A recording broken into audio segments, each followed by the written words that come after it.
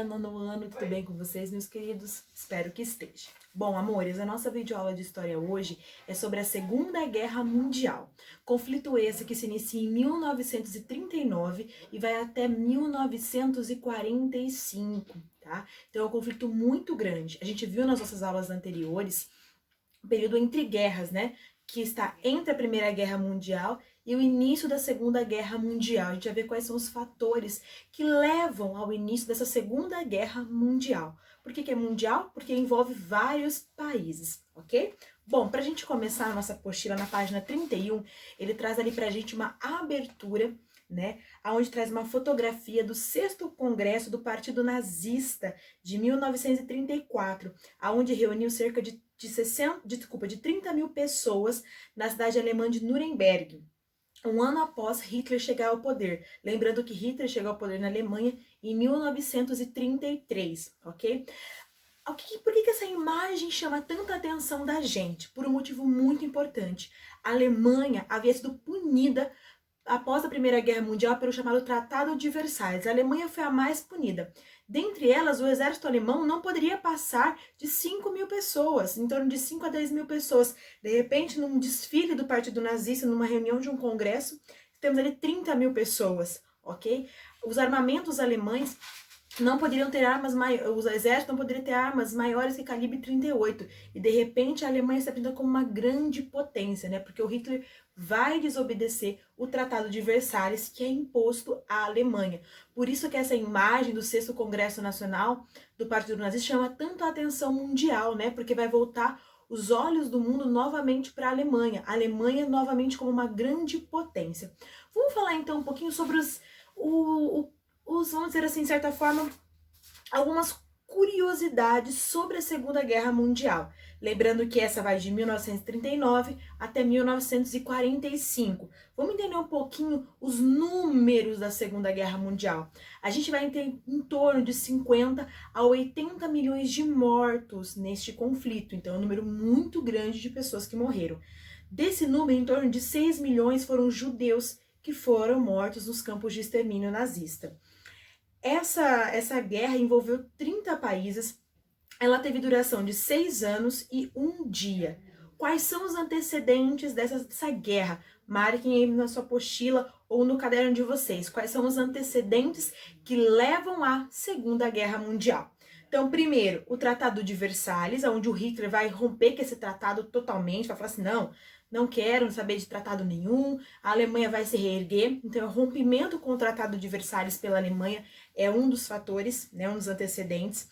A ressaca europeia, o mundo tinha medo de entrar em um novo conflito, porque havia pouco mais de 20 anos, vamos dizer assim, que eles tinham saído da Primeira Guerra Mundial. A economia dos países ainda estava muito devastada, então ninguém queria estar entrando no novo conflito, é o que a gente chama de política de apaziguamento, ok? E o outro fator, o outro antecedente, seria a invasão da Polônia. Vamos entender agora, são 2 grupos que vão tomar frente aí nessa Segunda Guerra Mundial. Que grupos são esses, meus amores? São as alianças políticas e militares. Que alianças são essas? Anotem aí o nome de cada país, ok? Tem países que vão chegar depois, chega meio atrasadinho ali para as alianças políticas, mas chegam, ok? Quem são? Então a gente vai ter de um lado os aliados. Quem são os aliados?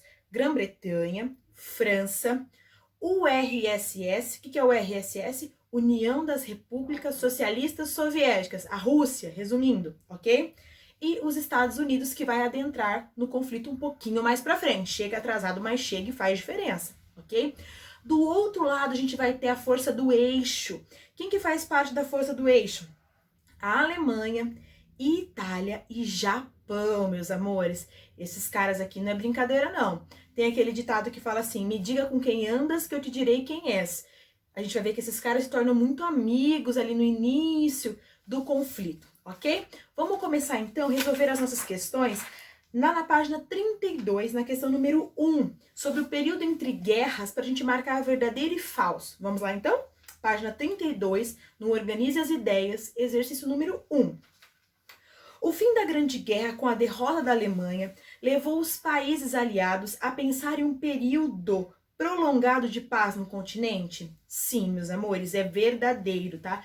Que é aquilo que a professora Gabi falou para vocês, é a política do apaziguamento, ok? A ascensão do nazismo na Alemanha foi um dos principais fatores para que a Europa voltasse a se armar? Verdadeiríssimo também. A Alemanha perdeu a Grande Guerra, mas manteve seu território intacto graças à atuação de seus ministros? Falso, a Alemanha perdeu inúmeros territórios para os países vencedores da Primeira Guerra Mundial. A criação da Liga das Nações não conseguiu evitar que partidos de extrema-direita chegassem ao poder na Itália e na Alemanha, pregando a vingança contra os vitoriosos da Grande Guerra. Verdadeiríssimo. Sobre o governo de Adolf Hitler na Alemanha, questão número 2. Hitler chega ao poder e correspondeu aos anseios da população alemã pelo fim do desemprego e pela volta da estabilidade econômica? Correto. O partido nazi, a manutenção e o respeito às cláusulas do Tratado de Versalhes caracterizaram a Alemanha nazista. O Hitler respeitou em algum momento as cláusulas do Tratado de Versalhes? Não, ele rompeu com todas elas praticamente, então essa é falsa. O partido nazista, com o objetivo de se fortalecer no poder, estabeleceu intensa perseguição aos socialistas alemães? Sim, essa é verdadeira. Então a alternativa correta aqui é a letra D de dado. Marquem aí, professora Gabi, então. Vamos entender agora na página 35 que ele está falando pra gente ali da expansão nazifascista. É a expansão, a busca por novos territórios, tanto pelo lado da Alemanha quanto pelo lado da Itália, né? São países que estão buscando novos locais, novas colônias, novos territórios para angariar mais poder, tá? Então eles estão buscando isso daí. O que acontece, meus amores? Quando Hitler assume o poder na Alemanha, né, ele assume com um governo muito autoritário, um governo de extrema direita, cujo intuito era o quê? Restaurar esse país, ou seja, era tirar a Alemanha da grave crise que ela estava passando pós Primeira Guerra Mundial e pós crise de 1929. Além disso, ele queria fortalecer a indústria alemã e também militarizar o país, ok? A Alemanha e Itália eram países com governos muito semelhantes, que são governos o quê? Totalitários, né? Os caras eram muito amigos. Benito Mussolini, Hitler, eles compartilhavam das mesmas coisas. O que esses caras perseguiam? Era um governo de extrema direita e perseguiam de forma ferrenha o que eles chamavam de comunismo. Eles tinham medo que acontecesse lá na Europa, em outros países, o que aconteceu na Rússia, né? Que os comunistas chegassem ao poder. E quem que vai sentir simpatia por essa teoria do Hitler e do Mussolini, vamos dizer assim, de afastar o comunismo da Europa? O Japão. O Japão também temia o quê? Que as ideias comunistas chegassem ao continente asiático. Então eles vão o Japão vai se aliar com a Alemanha e com a Itália para poder, tipo assim, deixar para fora essas ideias comunistas. Esse pacto entre Alemanha, Japão e Itália é chamado Pacto Eixo Roma-Berlim-Tóquio. Então, olha lá, Eixo Roma, Berlim, Tóquio, que são as capitais de cada um desses países, ok? Bom, então eles vão formar essa aliança ali, que é uma aliança, né, que a professora Gabi falou para vocês, Eixo Roma, Berlim e Tóquio, e eles vão tentar de qualquer maneira tentar que as ideias comunistas não cheguem a seus países. O que acontece, meus amores? O Hitler continuava a sua expansão de busca de território, E ele vai invadir um território que não vai dar muito certo, né? Com essa política de expansão por busca de território, duas nações vão falar, peraí, Hitler, você não pode ficar invadindo o território. Como assim? Né? Que nações são essas? Inglaterra e França, as duas nações mais poderosas da época, né? Elas vão falar para Hitler, vamos parar com essa política aí de expansão. O que é isso? Você tá achando que você é o quê? Tá? Então eles vão começar essa política ali, ó. Lá na página 34 da apostila de vocês. Inglaterra e França se pronunciaram por meio da Liga das Nações contra a ocupação dos Sudetos, tá? Ameaçando declarar guerra à Alemanha caso o Führer continuasse com a sua expansão territorial. O Hitler vai parar? O Hitler vai ter medo da Alemanha e da Itália?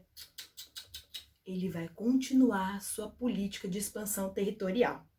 Assim, França e Inglaterra acabaram concordando com a ocupação alemã de algumas regiões dos Sudetos, desde que Hitler comprometesse a não avançar mais sua política expansionista. O líder alemão firmou o acordo com os dois países em março de 1939, mas prosseguiu com seus avanços territoriais. Ele falou que ele não ia fazer nada, mas no fim, meu filho, ele continuou com a sua política expansionista, ok? E aí, meus amores, ele vai invadir quem? A Polônia. É aí que é o início da Primeira Guerra Mundial. Bom, a despeito das garantias dadas à França e à Inglaterra na Conferência de Munique, Hitler não pretendia parar a sua política expansionista. Após a declaração de apoio da França e da Inglaterra à Polônia, Hitler estabeleceu o pacto de não agressão com o seu maior inimigo, a União das Repúblicas Socialistas Soviéticas, a União Soviética. Ele vai fazer um pacto chamado Ribbentrop-Molotov. Por meio desse tratado, a Alemanha se comprometia a entregar parte do território da Polônia aos soviéticos se estes mantivessem a neutralidade em um conflito que envolvesse toda a Europa. Não é bem isso que vai acontecer, não.